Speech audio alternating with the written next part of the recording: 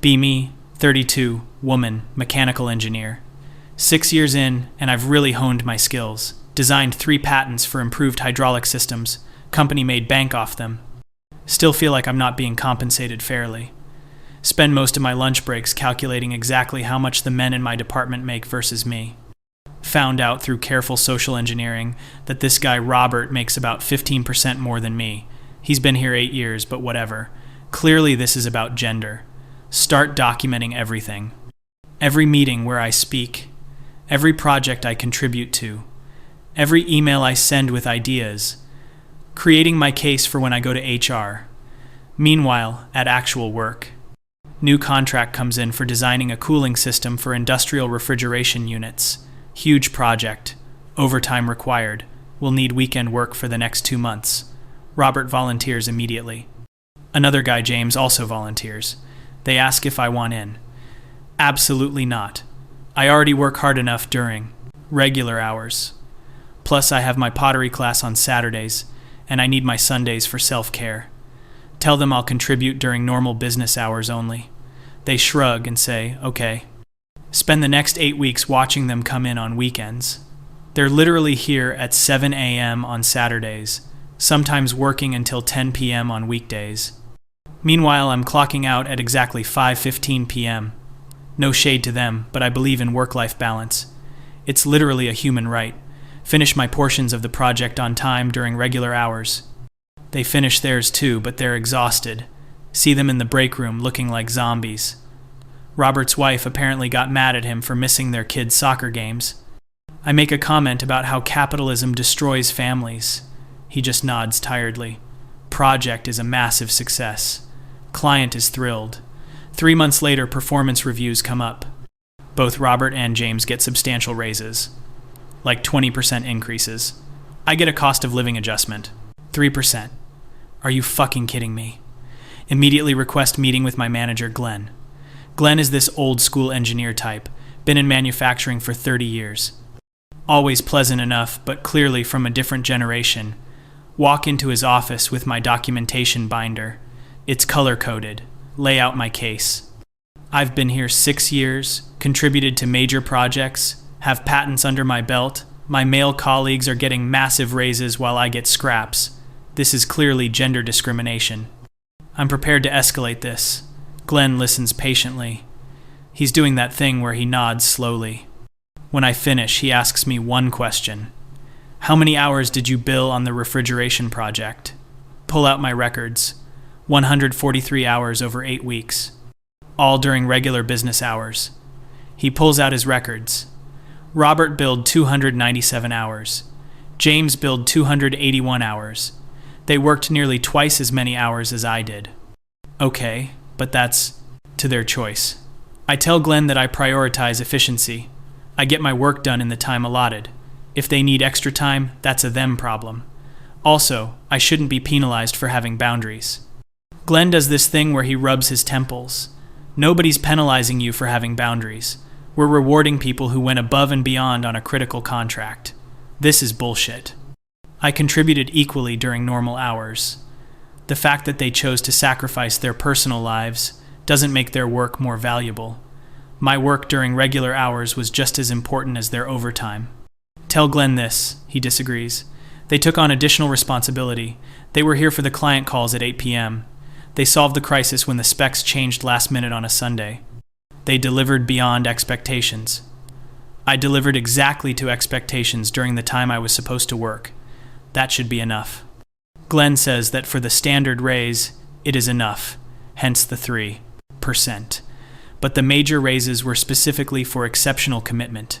This is just gendered language for punishing work-life balance. Tell him I'm taking this to HR. He says that's my right. Leave his office fuming. Spend the next week preparing my HR complaint. Document everything. The pay disparity. The gendered expectations around overtime. The fact that commitment is clearly code for acting like you don't have a personal life. Women are socialized to set boundaries and then punished for it. This is textbook discrimination. Submit a 15-page complaint to HR. Get called in for a meeting with Rita from HR. Rita is this woman in her 50s, very professional. She's reviewed everything. She brings in Glenn. Also brings in the VP of Engineering, whose name is Donald. I didn't expect Donald to be here. This is serious. Good, they're taking it seriously. Rita starts by validating my feelings. Says she understands my concerns. But then she starts going through my complaint, point by point. The pay disparity, explained by years of service, hours billed, project leadership roles. Robert has led 4 major projects as primary engineer. I've been secondary engineer on 6 projects. Leadership roles pay more. Okay, but I wasn't offered those leadership roles. Probably because of gender. Donald speaks up. You were offered the Henderson project lead last year.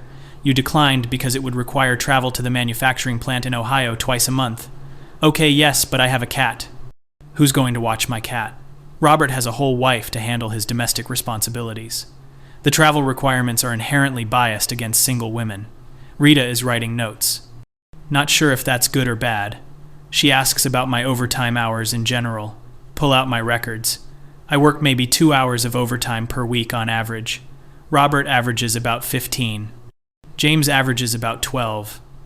But again, that's their choice. I'm an efficient worker. I don't need overtime to get my job done. Donald leans forward. Can you walk me through your typical day? Sure. Get in at 8:45 a.m., coffee, and catch up on news until about 9:15. Check emails until 9:30. Start actual work. Lunch from 12 to 1:15. I take a full lunch because studies show breaks improve productivity. Back to work until about 3. Afternoon coffee break. Maybe browse online for a bit. Back to work until 5. Spend the last 15 minutes organizing tomorrow's tasks. Out by 5:15. Donald is looking at me. Rita is looking at me. Glenn is looking at his hands. And Robert's typical day? Donald asks Glenn. Glenn clears his throat. Robert is usually here by 7 a.m. He works through lunch most days, takes a 15-minute coffee break around 2, stays until 6:30 or 7 most nights. Okay, but that's not healthy. That's literally how you burn out. I'm working smarter, not harder. Donald asks what I do during my browse online time. It's research. Industry research. Keeping up with developments. Okay, sometimes it's articles about other stuff. But it's important to stay informed about the world. The personal is political. Taking time for mental health during the workday is radical self-care. Rita asks if I'm saying I need accommodations for mental health. No, I'm not saying that. I'm saying that I work my contracted hours. I deliver quality work. The fact that others choose to work themselves to death shouldn't mean I get paid less. Donald sits back. Let me be very clear. You're paid for your contracted hours. Your salary reflects that. Robert and James received exceptional raises because they delivered exceptional results through exceptional effort. They didn't just work more hours. They took on more responsibility, more risk, more leadership. When you're ready to do that, those opportunities will be available to you. This is so frustrating. They're not hearing me. The system is designed to reward masculine approaches to work, grinding yourself down, sacrificing everything for the company, being available at all hours. It's toxic. Women have been fighting against this exact culture. And here I am being punished for modeling a healthier approach. Tell them this. Rita says she doesn't see evidence of gender discrimination. She sees evidence of different levels of commitment receiving different levels of compensation. I ask if she's even a feminist. Probably shouldn't have said that. Her face gets tight. This meeting is about your complaint, not my personal beliefs. Based on the evidence, we don't find gender discrimination. We find appropriate compensation based on contribution, responsibility, and performance. She says, if I disagree, I can appeal to the executive level or seek external legal counsel. Storm out. This is exactly what I expected. Women protecting the patriarchy. Rita has probably internalized so much misogyny she can't even see it. Spend the next few days complaining about this to my friends. My friend Sarah agrees it's bullshit. My friend Jennifer says, maybe I should consider taking on more responsibilities. Jennifer doesn't get it either. She's one of those lean-in corporate feminists. Doesn't understand structural critique. Decide I'm going to document even more carefully. Start noting every single instance where Robert or James get opportunities. I don't. Keep a log. 2 weeks later, there's a morning meeting at 7 a.m. Glenn emails asking if I can attend. It's about a new potential client. 7 a.m. is unreasonable. I need my morning routine. Meditation, breakfast, getting mentally prepared for the day. Email back that I can't make 7 a.m., but I'm happy to catch up after. He says okay. Find out later they met with the potential client. Robert gave the pitch. We got the contract. Robert is now the lead engineer. Email Glenn asking why I wasn't considered for lead. He responds that the client meeting was where leads were decided. The client was only available at 7 a.m. Robert was there. So this is exactly what I'm talking about. Opportunities being given to people who conform to unreasonable expectations. 7 a.m. meetings shouldn't be a thing. It's discriminatory against people with different chronotypes. Some people are night owls. Some people have morning routines that are important for their mental health. The fact that Robert was willing to drag himself in at 7 a.m. doesn't make him a better engineer. It makes him someone without boundaries. Email this to Glenn. He doesn't respond. Take it back to Rita. She says that client availability sometimes requires flexibility. I was asked if I could attend. I declined. That's not discrimination. That's choice. But it's not a real choice if the option is structured in a discriminatory way. She does that tight smile again. Over the next month, I notice a pattern. Robert is getting all the high-profile projects. James is getting the complex technical challenges. I'm getting routine, maintenance designs, and standard projects. This is retaliation. They're punishing me for my HR complaint. Document everything. Submit another complaint. Rita is less patient this time. She brings in Donald again. Donald is very direct. You're receiving projects appropriate to your availability and demonstrated commitment level. If you want more challenging projects, you need to demonstrate that you're willing to meet the demands those projects require. What demands? Weekend work when necessary. Overtime during critical phases. Client meetings at their convenience, not yours. Travel when required. Leadership responsibilities. So basically sacrifice my entire life. He shrugs. I'd call it rising to the occasion. Others might call it dedication. You can call it whatever you want, but high-reward projects come with high demands. This is a gendered double standard. Men are expected to work like they have a wife at home. Women are expected to work like that too, but we don't have wives. We have to do our own domestic labor plus the career. It's a rigged system. Donald looks tired. Do you live alone? Yes. Robert lives with his wife and 3 kids. He has far more domestic responsibilities than you. He coaches his son's baseball team. He's training for a marathon. He volunteers at his church. He still makes time for work commitments. This isn't about gender. It's about priorities. That's different. He has built-in support systems. Partnership, community. I'm building my life as an independent woman. That takes work too. Emotional labor they're not accounting for. Donald stands up. I think we're done here. You're a competent engineer. You do good work during your regular hours. You're compensated fairly for that work. If you want more, you need to give more. That's not discrimination. That's employment. Meeting ends. I'm furious. They're completely missing the point. The entire structure of work is built on masculine norms. And when women push back, we're told we're not committed enough. It's gaslighting. Decide to start looking for other jobs, send out some resumes, get a few interviews. One place seems really promising. Smaller engineering firm. They talk a big game about work-life balance. Make it to final round. They ask about my current situation, why I'm looking to leave. I'm honest. Tell them about the pay disparity, the discrimination, the way I'm punished for having boundaries. They nod sympathetically, especially the woman interviewing me. She seems to get it. Week later, I get a rejection. Generic email about going with another candidate. Find out through LinkedIn that they hired someone. It's James. Are you fucking kidding me? James from my own company. The guy who got the big raise. Email the recruiter asking for feedback. She's honest, surprisingly. The hiring manager felt you seemed more focused on what you're not willing to do rather than what you're eager to contribute. This is unbelievable.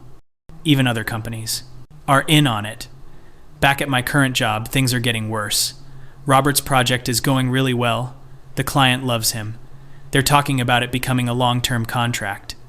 Worth millions. Glenn is over the moon. There's talk of promoting Robert to principal engineer. That's the level above senior. That's the level I should be at. I've been here 6 years. I have patents, but Robert works weekends, so he gets the promotion. At the next team meeting, Glenn announces it. Robert is now principal engineer. Everyone claps. I don't, Glenn notices. After the meeting, he asks to talk to me. We go to his office. He closes the door. I know you're frustrated. Frustrated doesn't begin to cover it. But I need you to understand something. Robert has brought in 3 major clients in the last year. He's mentored 2 junior engineers. He's published 2 papers in industry journals. He's spoken at a conference. His project work is exceptional. This promotion isn't about time served. It's about impact. When did he even have time to do all that? Glenn continues. He makes time. Early mornings, weekends, evenings. He's hungry for it. I'm hungry for fair treatment. I'm hungry for recognition of my efficiency. I'm hungry for a system that doesn't require me to have no life in order to advance. Tell Glenn this, he sighs. I can't change the industry. Engineering at this level is competitive. The people who advance are the ones who go beyond. That's not gendered. That's reality. Everything is gendered. The entire concept of going beyond is gendered. It's based on masculine patterns of work. Glenn looks at me for a long moment. Do you actually want to advance?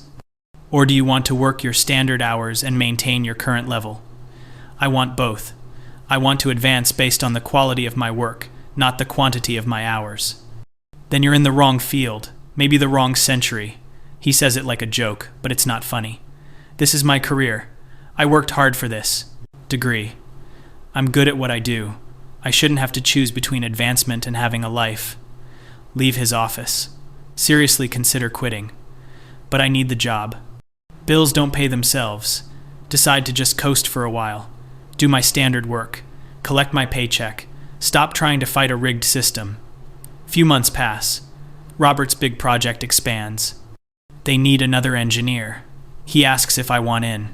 It would require some overtime, maybe occasional weekends during critical phases, but it's high-profile work. The kind that leads to more advancement. I think about it. I really do. But then I think about my pottery class, my Sunday self-care routines, my meditation practice, my work-life balance. All the things I've fought to maintain. Tell Robert no thanks.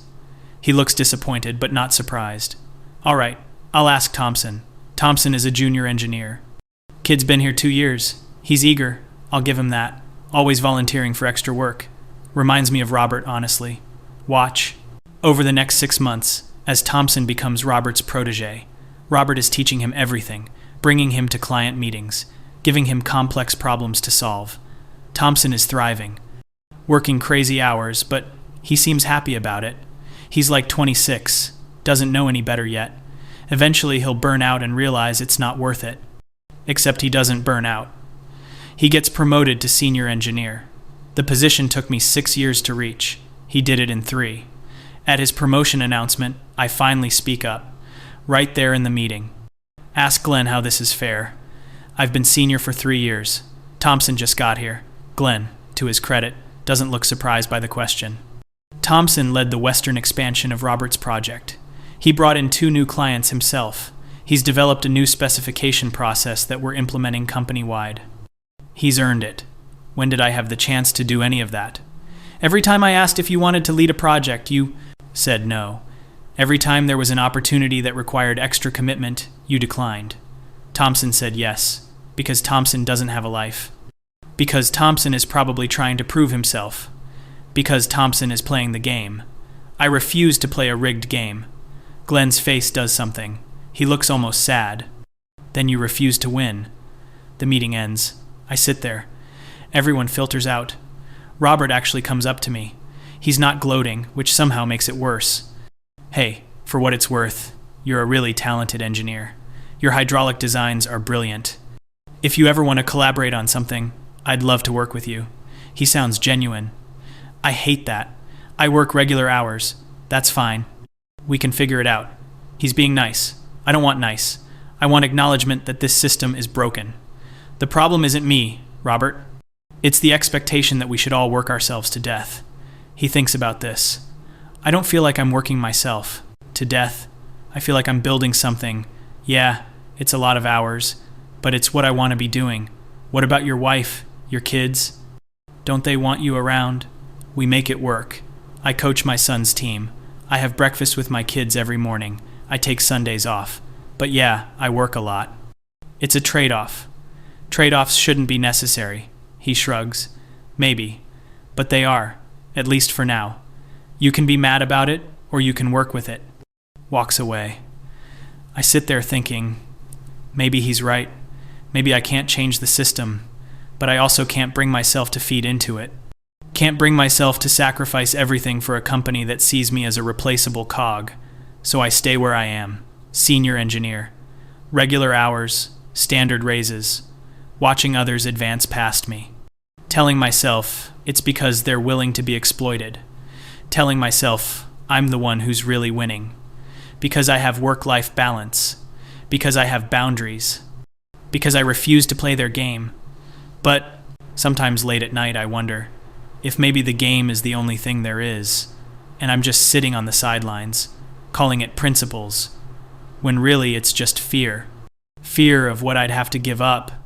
Fear of what I'd have to become.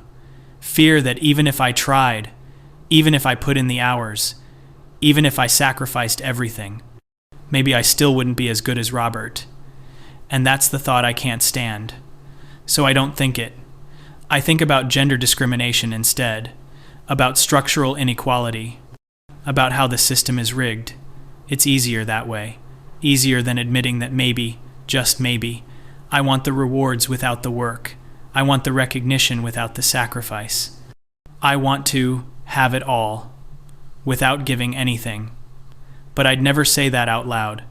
Instead, I'll keep filing HR complaints, keep documenting the unfairness, keep insisting that my way should be enough, even as everyone else passes me by, even as I stay exactly where I am, stuck, and calling it justice.